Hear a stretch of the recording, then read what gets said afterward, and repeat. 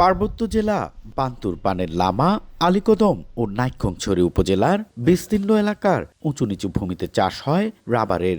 এখানকার মাটি ও আবহাওয়া রাবার চাষের উপযোগী হওয়ায় উৎপাদন হয় ভালো, কিন্তু রাবারের ন্যায্য দাম না পাওয়ায় লোকসান গুনতে হচ্ছে ব্যবসায়ীদের। সংশ্লিষ্টরা বলছেন, প্রতি কেজি রাবারের নির্ধারিত মূল্য 288 টাকা হলেও বাজারে মিলছে 150 থেকে 160 টাকা। এ কারণে উৎপাদন খরচ মেটাতে হিমশিম অবস্থা ব্যবসায়ীদের। তাই দিন দিন রাবার চাষে আগ্রহ হারাচ্ছেন বাগান মালিকরা।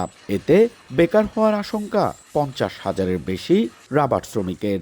শিল্প বাঁচাতে আমদানিকৃত রাবারের উপর 30% কর নির্ধারণ, দেশীয় রাবার পণ্যের বাজারজাতকরণ সহজীকরণের দাবি ব্যবসায়ীদের। সরকার কর্তৃক যে রেটটা রয়েছে সেটা কিন্তু বর্তমান আমাদের যে পার্বত্য এলাকায় এখানে কিন্তু আমরা পাচ্ছি না। যে উৎপাদন খরচ হয় বর্তমানে রাবার বিক্রি করে কোনোভাবেই কর্মচারীদেরকে বেতন দেয়া এবং নিজেরা উৎপাদনের খরচ পুষিয়ে তোলা কোনোভাবেই সম্ভব হচ্ছে না। এই রাবারকে কেন্দ্র করে শুধু মালিকগণ নয়, অনেক শ্রমিক, তাদের পরিবার সবাই জড়িত। এদিকে রাবার শ্রমিকদের দাবি পূরণের জন্য সরকারের কাছে সুপারিশ করার কথা জানায় উপজেলা প্রশাসন। প্রত্যক্ষ এবং পরোক্ষভাবে অনেক লোকেরই জীবিকা এখানে জড়িত আছে। এখানে এখন ওনারা যেসব ওনাদের সমস্যাগুলোর কথা তুলে আমাদেরকে স্মারকলিপি দিয়েছেন, আমাদের মাননগর জেলা প্রশাসক মহোদয় বরাবর ফরওয়ার্ড করে দেব।